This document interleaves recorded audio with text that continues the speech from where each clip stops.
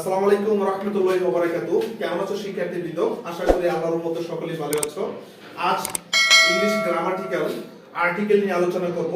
তো শিক্ষার্থীবৃন্দ, তোমরা সকলেই জানো আমার আর্টিকেলের একটি লেকচার আমার পূর্বেই আলোচনা করা হয়েছে, এটা তোমরা পাইবা। এখন আর্টিকেলের দ্বিতীয় লেকচারটা নিয়ে আমি তোমাদের কাছে উপস্থাপন করব। ওই দ্বিতীয় লেকচারের সময় কিভাবে ওমিশন আর্টিকেল করতে হয়। ওমিশন আর্টিকেল মানে কি? ক্রস আর্টিকেল, ঠিক আছে? কিভাবে ক্রস আর্টিকেল, এটা আমার দ্বিতীয় লেকচার। আর তোমরা আমার দ্বিতীয় লেকচার দেখতে গেলে আবার সেই আই বাটনে ক্লিক করবা, তাহলে তোমরা আমার দ্বিতীয় আর্টিকেলের লেকচারটা পাইবা।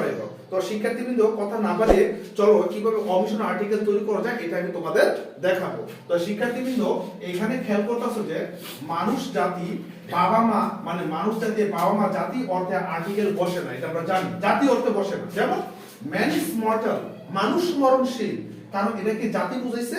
জাতি কোনটা? যেমন ম্যান। তো এটার ক্ষেত্রে কি? ক্রস আর্টিকেল, ঠিক আছে শিক্ষার্থীবৃন্দ? মানুষ জাতি বুঝলে কি বসে? ক্রস আর্টিকেল বসে, মানে এটাকে ওমিশন। একটা শেষ। দ্বিতীয়টা দেখো, সাধারণত ম্যাটেরিয়াল নাউনের পূর্বে আর্টিকেল বসে না। তো শিক্ষার্থীবৃন্দ, আগে তোমার বুঝতে হবে ম্যাটেরিয়াল নাউনটা কি। ম্যাটেরিয়াল নাউনটা স্বর্ণ, রূপা, তামা, দস্তা যা জানি ওইগুলি ম্যাটেরিয়াল নাউন। পার্থক্য শব্দ অর্থ জানতে হবে। যেমন ম্যাটেরিয়াল নাউন কি? Gold is material precious. তো গোল্ডটা কি ম্যাটেরিয়াল নাউন? এই কারণে এটা ক্রস আর্টিকেল। গোল্ডের জায়গায় অন্য অন্য ম্যাটেরিয়াল থাকতে, সিলভার থাকতে পারে, লোহা থাকতে পারে, ওগুলি জায়গায় ক্রস আর্টিকেল, ঠিক আছে শিক্ষার্থীবৃন্দ? ম্যাটেরিয়াল নাউন আমি শেষ করে দিলাম। তার মানে এবার দুইটা শেষ। এবার তৃতীয় নম্বরটা চলে আসো। মাস ও দিন এর আগে আর্টিকেল বসে না। তো শিক্ষার্থীবৃন্দ, মাস ও দিন এর আর্টিকেল বসে না। কেন বসে না? মাস কি আমরা সবাই জানি, জানুয়ারি থেকে ফেব্রুয়ারি পর্যন্ত ওইটা হলো মাস। আর দিন বলতে কি বোঝায়? Saturday, Sunday, Monday, Tuesday, Wednesday, Thursday, Friday, ওইগুলো মাস। তো শিক্ষার্থীবৃন্দ, প্রথম মাস January is the first month. এটা বাংলা অর্থ থেকে জানুয়ারি মাসটা হচ্ছে বছরের প্রথম দিন। তো জানুয়ারি এটা ক্রস আর্টিকেল। এখানে জানুয়ারি প্রতি তো অন্য মাস থাকে, ফেব্রুয়ারি, মার্চে থাকে, ক্রস আর্টিকেল দিয়ে দিবা। তারপর কি? দিন বুঝাইছে। Saturday is the first week. তো স্যাটারডে কি? সপ্তাহের প্রথম দিন। তো স্যাটারডে কি? দিন বুঝাইছে। এখানে স্যাটারডে জায়গায় মানডে থাকলে টিউসডে থাকতে পারে, যে কোনো একটা ডে থাকতে পারে, ক্রস আর্টিকেল। তার মানে কি? স্যাটারডে কি ক্রস আর্টিকেল, এটা ওমিশন আর্টিকেল। তো শিক্ষার্থীবৃন্দ, 3 নম্বরটা শেষ। এবার 4 নম্বরে চলে আসো। 4 নম্বরটা হচ্ছে রোগের নামের কোনো আর্টিকেল বসে না। রোগের নামে যে কোনো রোগ হইতে পারে, রোগের নামের পর কখনো আর্টিকেল বসে না। এটা তোমরা সবসময় মাথার ব্রেইনে মনে রাখবে শিক্ষার্থীবৃন্দ, ঠিক আছে? তো দেখো, রোগের নামে তোমরা I am suffer from malaria, I am suffer from malaria, আমি ম্যালেরিয়া রোগে ভুগতেছি, ঠিক আছে? তো ম্যালেরিয়া একটা রোগের নাম। এই রোগের ক্ষেত্রে যে কোনো রোগ হইতে পারে, ক্যান্সার, ডায়াবেটিস, তারপর ম্যালেরিয়া, ডেঙ্গু ইত্যাদি রোগের ক্ষেত্রে। তো রোগ বলতে ক্রস আর্টিকেল, ঠিক আছে শিক্ষার্থীবৃন্দ? আমি আশা করি বুঝাইতে পারছি। 4 নম্বরটা দেখো, ভাষার নামের কোনো আর্টিকেল বসে না। ভাষাটা কি বুঝতে হবে? আমরা বাংলাদেশে বাস করি, আমাদের বাংলাদেশে একটা ভাষা আছে বাংলা, ইংলিশ আছে, ইংলিশ, ফ্রান্স, জাপানিজ, মান্দারিস, যে কোনো ভাষার নামের কোনো আর্টিকেল বসে না। তার মানে ইংলিশ কি একটা ল্যাঙ্গুয়েজ, এর পূর্বে কোনো ক্রস আর্টিকেল বসে না, যে কোনো ভাষা থাকতে পারে।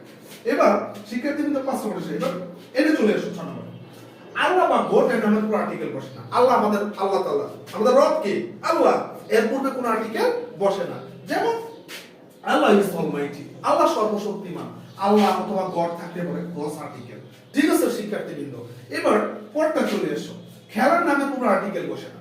খেলা বলতে কি বুঝো? What is play? খেলা বলতে কি বুঝো?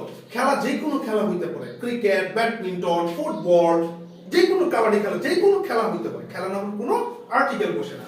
তো উই প্লে ক্রিকেট রেগুলারলি, তো ক্রিকেট একটা খেলার নাম, এটা ক্রস আর্টিকেল। এটা ক্রিকেটের জায়গায় তোমার ফুটবল থাকতে পারে, ইত্যাদি সব থাকতে পারে, এটা ক্রস আর্টিকেল। ওকে শিক্ষার্থীবৃন্দ, তো এবার পড়তে চলে আসে। অ্যাবাস্ট্রাক্ট নাউনের পূর্বে আর্টিকেল বসে না। এবার শিক্ষার্থী বুঝতে হবে অ্যাবাস্ট্রাক্ট নাউনটা কি। অ্যাবাস্ট্রাক্ট নাউন বলতে গুণবাচক শব্দগুলোকে বোঝায়। গুণবাচক অথবা গুণবাচক, দোষগত যা আছে, এগুলি অ্যাবাস্ট্রাক্ট নাউন, এইগুলি অ্যাবাস্ট্রাক্ট নাউন। যেমন honesty is the best policy, সততা উৎকৃষ্ট পন্থা।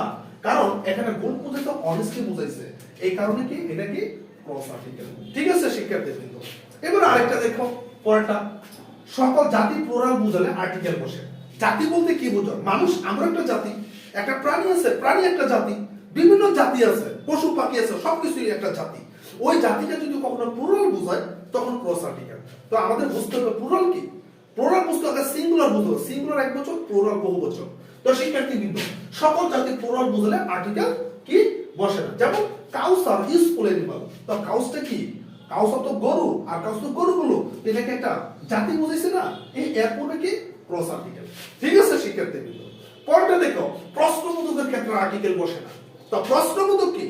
ডব্লিউএস কোশ্চেন, আগে বুঝতে হবে প্রশ্ন, ডব্লিউএস কোশ্চেন, ডব্লিউ কোশ্চেন অর্থ হচ্ছে প্রশ্নবোধক, ডব্লিউ দিয়ে দিয়ে হাউ দিয়ে শুরু, ইজ দিয়ে শুরু হইতে পারে।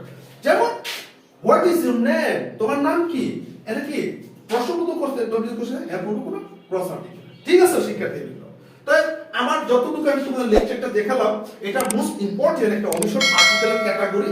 তোমরা এগুলি নিয়মিত প্র্যাকটিস করো, আশা করি তোমাদের লাইফে অনেক উপকার আসবে। ঠিক আছে শিক্ষার্থীবৃন্দ, তোমরা দেখতে পাচ্ছ। তো শিক্ষার্থীবৃন্দ, আমি মানুষ স্যার আগামী ক্লাসে আরো নতুন কিছু গ্রামার নিয়ে আমি হাজির হব। আমার সাথেই থাকো, আমার ইউটিউব চ্যানেলে থাকো। তো আজ এই পর্যন্ত থাকবে। আসসালামু আলাইকুম ওয়া রাহমাতুল্লাহি ওয়া বারাকাতুহু।